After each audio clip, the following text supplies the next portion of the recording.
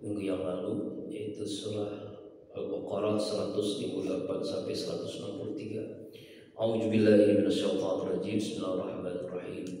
Inna Safa, sesungguhnya Safa, wal Marwata dan Marwa, min sya'airillah, di antara sebagian siar-siar Allah.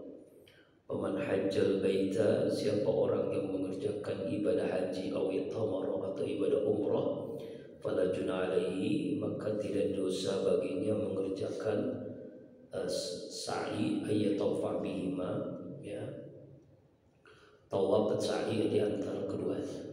Wa man tata khairan, siapa orang mengerjakan kebaikan, fa innallaha syakirun alim, maka Allah maha mensyukuri kebaikan lagi maha mengetahui. Nah, apa maksudnya ayat ini? Ayat ini menjelaskan tentang perintah dalam ibadah haji atau umrah itu ada sa'i.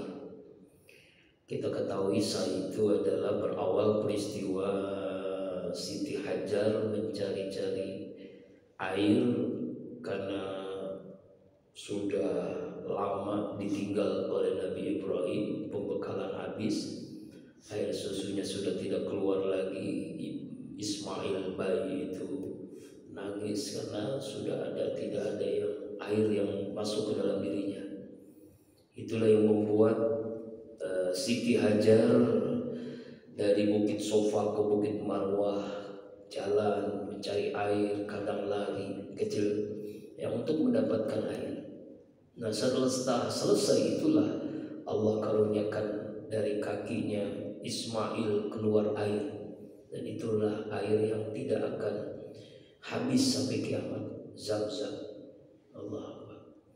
Makanya di antara ibadah haji itu kita wajib melaksanakan, ya, di antara rukunnya wajib haji adalah sa'i, ya, yaitu berlari kecil dari Bukit Sofa dan Marwah. Nah, di sini ada kalimat wala junaha, tidak ada dosa. Kenapa bisa begitu? Karena dulu awalnya asbabun nuzul dalam tafsir Ibnu Katsir, banyak orang-orang yang melaksanakan ibadah haji. Jadi di antara Sofa dan Marwah itu ada patung Manat, sang Tauhud yang mereka sembah di antara Bukit Sofa dan Bukit Marwah. Bahkan dalam tafsir Ibnu Katsir itu ada patung yang dibuat dengan bentuk manusia, dan manusia itu dalam riwayatnya orang-orang jahiliyah di sana, patungnya itu untuk simbol pezina yang melakukan dosa di dekat Ka'bah.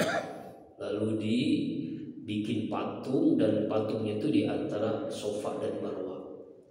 Inilah yang membuat orang-orang Islam melaksanakan haji dan umrah itu merasa berdosa, karena merasa di antara Sofa dan Marwah itu banyak patung ketika itu, ya, ketika di zaman itu, ya. Makanya kalimatnya wala junaha, tidak ada dosa, karena memang tujuannya adalah untuk melaksanakan perintah Allah yang dilaksanakan oleh keluarga Nabi Ibrahim, dilanjutkan oleh Rasulullah SAW. Jadi bukan menyembah patung yang ada di sekitar Sofa dan Marwah. Nah, itu berawalnya. Makanya ada kalimat wala junaha, tidak ada dosa. Nah, kesabaran orang-orang di dalam ayat ini dibuktikan kesabarannya Siti Hajar mencari air dengan melaksanakan bolak-balik 7 kali antara Sofa dan Marwah. Nah, sabar ini sabar bukan diam, sabar tanpa upaya, bukan, tapi sabar yang dilaksanakan dengan ikhtiar maksimal oleh Siti Hajar dari Bukit Sofa dan Marwah. Nah, makanya sabar itu adalah usaha sungguh-sungguh mencari sumber kehidupan, mencari air yang dari Sofa dimulai dari suci, berakhir ke Marwah puas, senang. Jadi kalau kita mesti ingin menghasilkan sesuatu harus berusaha, harus bekerja, harus giat, ya, tapi dari hati yang suci. Jadi niat karena Allah. nanti akan mendapatkan marwah, akan mendapatkan kebahagiaan, ketenangan, kepuasan hati. Marwah itulah. Jadi ayat 158 Al-Baqarah ini bicara tentang sa'i, dan itu bagian daripada ibadah haji dan ibadah umrah. Yang pernah merasakannya yang bisa menikmati, ya kan, Rabbighfir warham, itu kan, ampuni hamba ya Allah. Nah, dan ayat ini dibaca yang ketika melaksanakan ibadah sa'i itu, inna sofa wal marwata min sha'airillah faman hajjal baita aw ittamara fala junaha alaihi ay yatafa bihi wa man taqa khairan fa innallaha syakirun. Bahkan ada di dekat Marwah, ya, ada kalimat itu di dekat bukit itu, di atas ada tulisan kalimat ini, ya, ayat ini, Al-Baqarah 158. Sofa Marwah itu adalah bukit yang letaknya 300 meter dari Masjidil Haram dan menjadi bagian dari Masjidil Haram. Dan ini termasuk syiar Allah, min sya'airillah. Syiar ini saudara kembar dari syariat, ya. Kata syiar juga seakar kata syukur. Jadi syukur berarti rasa, syukur. Syiar adalah tanda-tanda agama dan ibadah yang ditetapkan Allah, ya. Makanya syiar adalah menghasilkan rasa hormat dan agung kita kepada Allah, min sya'airillah. Kemudian dalam tafsir yang lain, ya, selesai Allah menjelaskan tentang masalah kiblat di ayat sebelumnya, Allah menguraikan tentang Masjidil Haram, yaitu Bukit Sofa dan Marwah. Ya, Bukit Sofa dan Marwah ini adalah bagian daripada syiar agama Allah, dinullah. Orang yang melaksanakan ibadah haji, ibadah umrah, berada kecil di antara Sofa dan Marwah, ya. Nah, makanya lakukanlah sa'i ini sesuai tuntunan Allah. Jangan merasa berdosa karena orang-orang jahiliyah mengusap patung yang ada di Bukit Sofa dan Marwah waktu itu, ya. Itu yang menyebabkan waktu itu ada orang yang tidak mau melaksanakan sa'i walaupun dia tawaf, karena di situ tuh banyak patung yang diusap-usap oleh orang jahiliyah ketika sa'i. Makanya nggak ada lagi sekarang, kan? Nah, itu tempatnya kita berdoa mustajab, di antaranya di situ. Selesai kita melaksanakan sa'i, ya, kita berdoa mustajab di situ. Kemudian ayat yang selanjutnya Al-Baqarah 159. Innal ladzina yaktumuna, sesungguhnya orang-orang yang menyembunyikan, ma anzalna minal bayinat, apa yang telah kami turunkan, keterangan-keterangan yang sangat jelas, wal huda, dan hidayah, petunjuk, mim ba'di ma bayyana linnas fil kitab, setelah kami jelaskan kepada manusia di dalam Alkitab. Ulaika, mereka itulah, yal'anuhumullah, dilaknati, dimurkai oleh Allah, dibenci oleh Allah. Wa yal'anuhumul la'inun, dan semua makhluk Allah pun membencinya, melaknatnya. Ayat ini dalam tafsir Jalalain, nuzila fil Yahud, diturunkan tentang orang-orang Yahudi, ya, orang-orang Yahudi yang membunyikan kitab Tauratnya. Ya, mereka ini tahu persis bahwa ciri-ciri Nabi Muhammad, ya, tentang Nabi Muhammad SAW, Nabi yang terakhir, sangat jelas di dalam kitab Taurat. Tapi mereka tidak mau menjelaskan, mereka menyembunyikannya, ya kan? Ya, sama seperti mereka menyembunyikan tentang ayat-ayat rajam. Jadi orang yang berzina dirajam, ya, mereka menyembunyikan itu. Mereka dikutuk oleh Allah, mereka dilaknat oleh Allah, bahkan seluruh makhluknya pun melaknatnya, ya. Jadi ayat ini, ya, orang-orang ahlul kitab Yahudi, Nasrani menyembunyikan, menutup-nutupi apa yang ada di dalam kitab yang mereka baca sendiri. Ya, jadi ini adalah ancaman keras dari Allah Subhanahu wa taala orang-orang yang menyembunyikan yang dibawa Rasul, ya, yang dibawa oleh Nabi Musa, oleh Nabi Isa dalam Taurat dan Injil, tapi mereka menyembunyikan. Sama dengan orang punya ilmu lalu mereka menyembunyikan ilmu itu, ini juga sama dilaknati Allah. Makanya kalau orang sudah mendapatkan ilmu harus menyampaikannya. Ketika orang bertanya harus menjawabnya, kecuali tidak tahu. Ya. Abu Aliyah mengatakan ayat ini turun untuk ahli kitab yang menyembunyikan tentang ciri-ciri Nabi Muhammad Sallallahu Alaihi Wasallam. Kemudian Allah memberitahukan bahwa Allah melaknat apa yang dilakukan oleh orang-orang ahlul kitab. Ya, padahal orang-orang yang menuntut ilmu, orang-orang yang menyebarkan ilmu, Allah akan berikan ampunannya.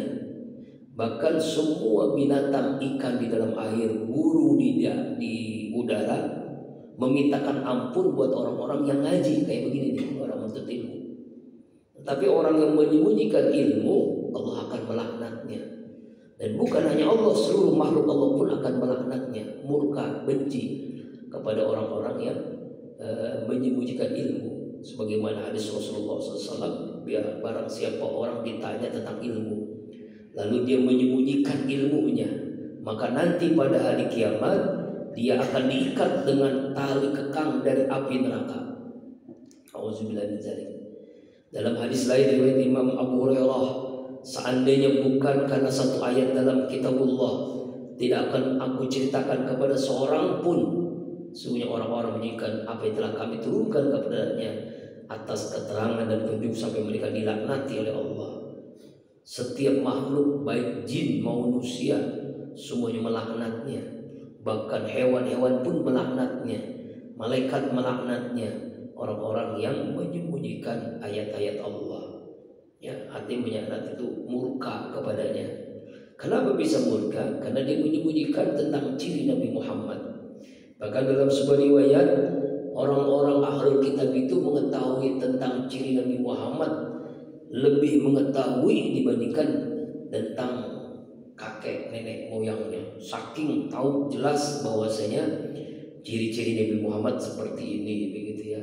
Ayahnya ini, kakeknya ini dilahirkan di kota ini, tahu persis. Hari ini dia tahu persis. Ya, itulah yang disampaikan oleh ketika Rasulullah SAW berjumpa, beliau masih kecil dengan seorang pendeta, namanya siapa itu? Lupa saya. Dengan Abu Thalib, lalu tolong jaga anak ini. Berkata kepada Abu Thalib pendeta ini saya melihat tanda-tanda kenabian. Ya. Siapa? Hurairah ya. Itu dia. Tahu percisnya, tahu percis. Ya, ciri-cirinya yang kami baca dalam kitab, tahu percis. Jadi ini kecaman ayat ini kepada orang-orang ahlul kitab yang menyembunyikan tentang ciri-ciri Nabi Muhammad SAW. Karena itulah kita diperintahkan Allah untuk menyebarluaskan, menyampaikan kebenaran. Kalau punya ilmu, sebarkanlah, jangan ditutup-tutupi, ya, karena akan mendapatkan laknat Allah. Orang yang menyebarkan ilmu, Allah berikan rahmat, Allah ampuni. Orang menyembunyikan ilmu, Allah melaknat, dan seluruh makhluk pun akan melaknatnya.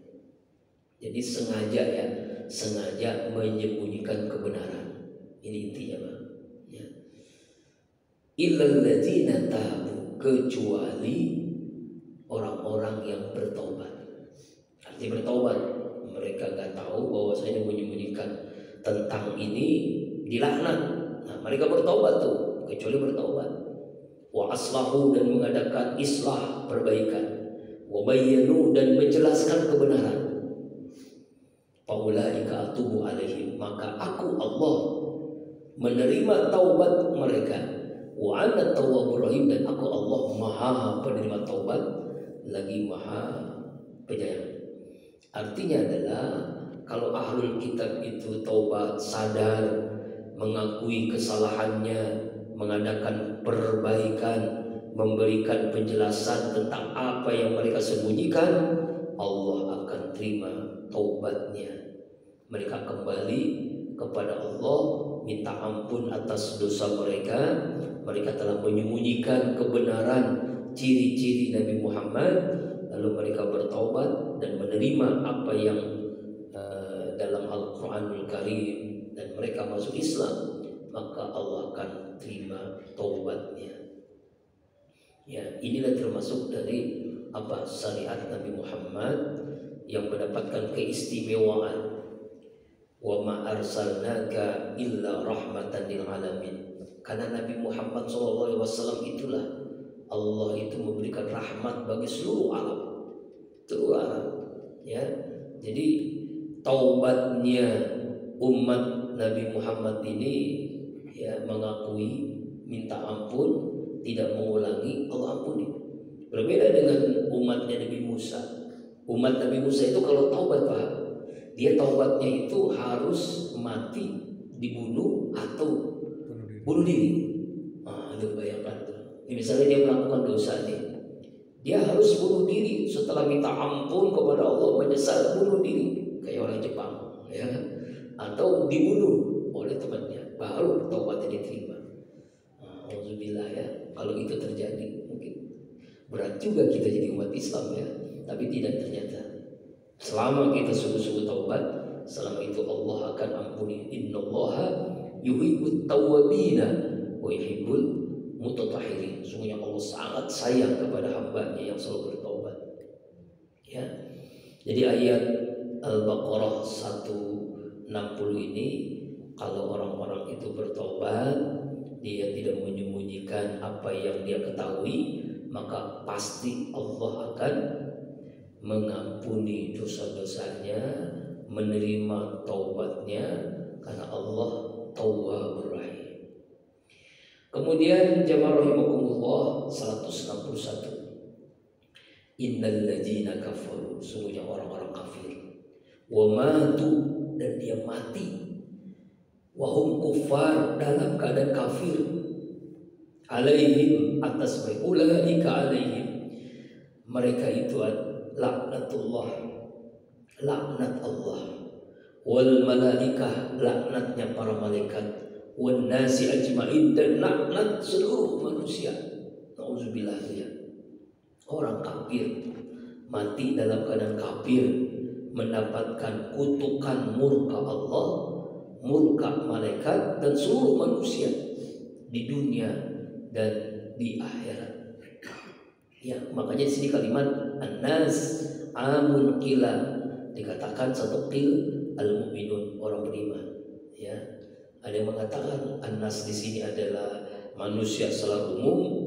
Ada yang mengatakan, pendapat ulama dalam tafsir Jalalain, ada al-mu'minun khusus bagi orang-orang yang beriman. Jadi Allah, malaikat, seluruh manusia, ya, mobil khusus orang beriman, memberikan laknat murka kepada orang kafir, mengingkari kebenaran, terus menerus dalam kekafirannya, mati dalam keadaan kafir, maka mendapatkan laknat Allah. Nauzubillahi min dzalik.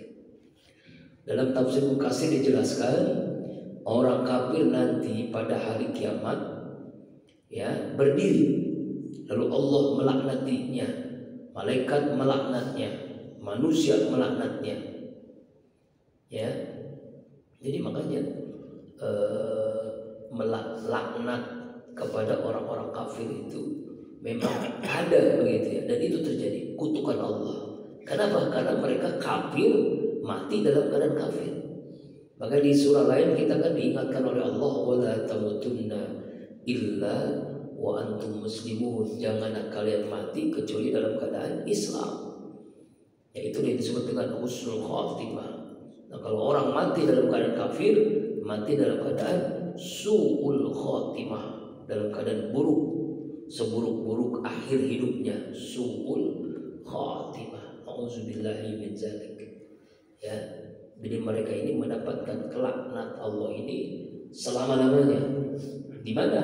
Di akhirat, ya, yaitu laknat Allah di akhirat berupa apa?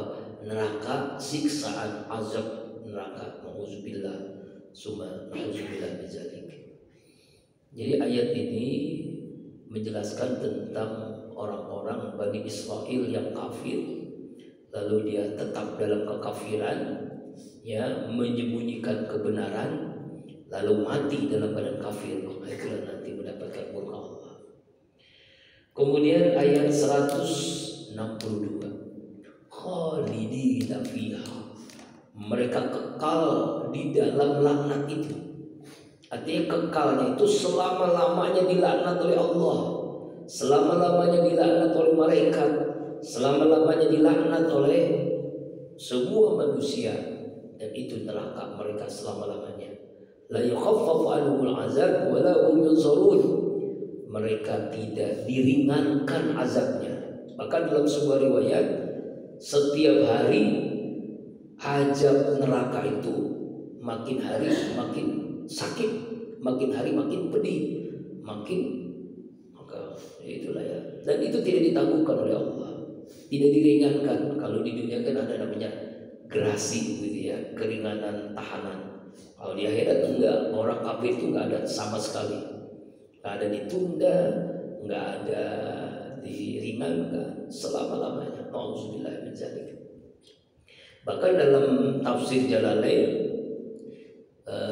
torfatu ain, yang ini torfatun itu sekejap mata, tidak dapat keringanan orang kafir disiksa. Torfatul ain, sekejap mata, arti singkat, 1 menit saja, 1 detik aja, ya Allah ringankan siksa, enggak ada siksanya. Nauzubillahi min dzalik. Allahu akbar, ya, nauzubillah. Wala hum yunsarun, dan mereka tidak diberikan penangguhan, tidak ditangguhkan, ya, ya Allah. Jadi ayat ini ya menjelaskan kepada kita bahwa orang-orang kafir mati dalam kekafiran, mereka kekal dilaknat oleh Allah di dalam neraka, tidak ditangguhkan siksaannya, tidak diringankan sedikit pun oleh Allah, dan mereka tidak mendapatkan kasih sayang Allah, malaikat, dan semua manusia. Ya. Kenapa bisa begitu, Pak? Kenapa bisa begitu? Nah, dalam ayat-ayat lain Pak Quraisy ini membahas, yaitu ini kan menjelaskan orang kafir Bani Israel yang kekafirannya itu pertama ajakan untuk ingat nikmat Allah, mereka tidak mau. Yang kedua, mereka diajak untuk percaya apa yang diturunkan Allah, tapi mereka tidak percaya. Kemudian ayat yang ketiga, mereka mencampur adukan yang hak dengan yang batil.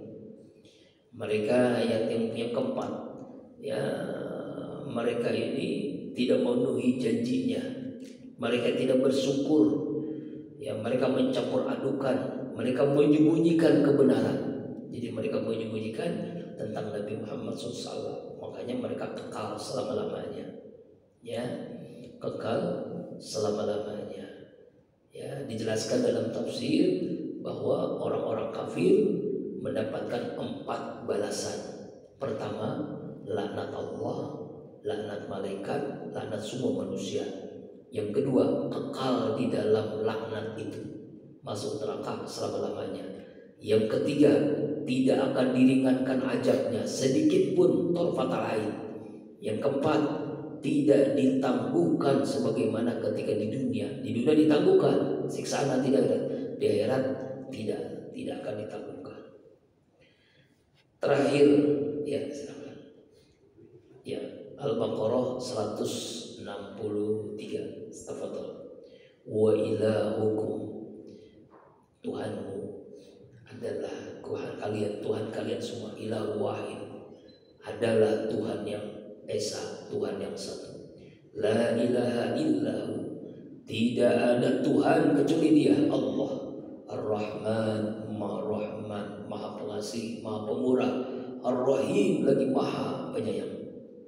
Dialah Allah, Tuhan sekalian manusia, Tuhan yang satu dalam zatnya, satu esa dalam namanya, dalam sifatnya, dalam perbuatannya, dalam penghambaan kepadanya. Ya, lam yalid wa lam yulad wa lam yakul lahu kufuwan ahad, tidak beranak, tidak diperanakan, ya, kecuali Dia Tuhan, tidak ada Tuhan kecuali Dia, hanya Allah. Jadi ayat ini biasanya tuh ada yang menyandingkan setelah ini ayat kursi, ya Pak ya.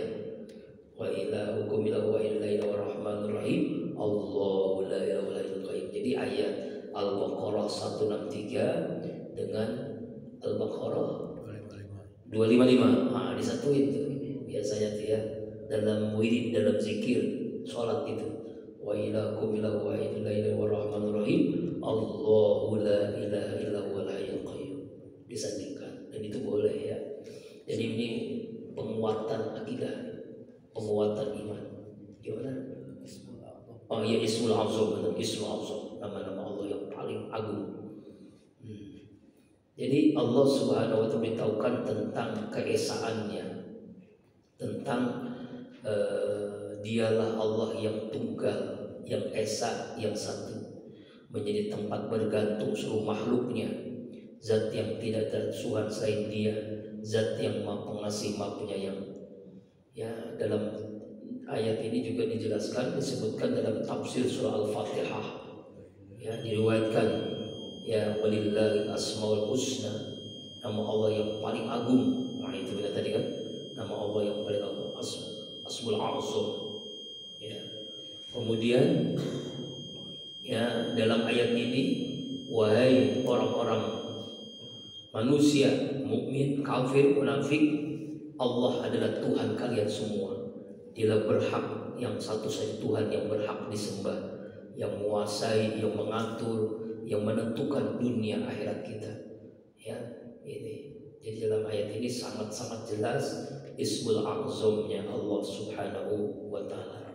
Kesimpulannya, pertama, kesimpulannya, Safa Marwah itu syiar Allah. Tidak ada dosa orang yang mengerjakan Safa, sa'i antara Safa dan Marwah dalam ibadah haji. Bahkan itu merupakan bagian daripada rangkaian ibadah haji dan umrah. Sa'i adalah simbol perjuangan wanita tangguh, yaitu Siti Hajar. Sa'i adalah usaha sungguh-sungguh untuk mencari sumber kehidupan. Sa'i memerlukan kesabaran. Kesimpulan yang kedua, Allah memberikan petunjuk kepada umatnya, diantaranya kesabaran. Sabar kunci menghadapi seluruh cobaan dan ujian. Allah memaafkan manusia yang bertobat, manusia yang memperbaiki diri. Ya, Allah memerintahkan kita untuk menyampaikan kebenaran. Ya, Allah melaknat orang yang menyembunyikan kebenaran. Ya, maka Allah akan melaknatnya. Yang kesimpulan ketiga, pintu taubat rahmat terbuka lebar bagi orang-orang yang sungguh-sungguh bertaubat dan sungguh-sungguh mengakui dosanya dan bertobat kepada Allah. Kesimpulan yang keempat, pembalasan bagi orang-orang kafir yang mati dalam keadaan kafir mendapatkan laknat murka Allah, malaikat dan manusia seluruhnya, dan selama-lamanya di neraka. Kesimpulan yang kelima, mereka orang-orang yang kafir mati dalam kafir, laknat di neraka tidak diringankan sedikit pun, tidak ditangguhkan dengan alasan apapun. Terakhir, tentang penetapan keesaan ketuhanan Allah serta sifat-sifatnya Allah yang Maha Pengasih lagi Maha Penyayang. Ayat ini juga menjelaskan Allah adalah satu-satunya Tuhan yang berhak disembah dan tidak boleh disekutukan dengan yang lain-lainnya. Wallahu a'lam bishawab. Mudah-mudahan kita semua dapat rahmat Allah, merahmati Allah, Allah merahmati kita semua. Allah marhamna bil Quran, dengan Al-Quran yang kita baca pada hari ini. Allah alam bisawab. Silakan kalau ada tambahan dan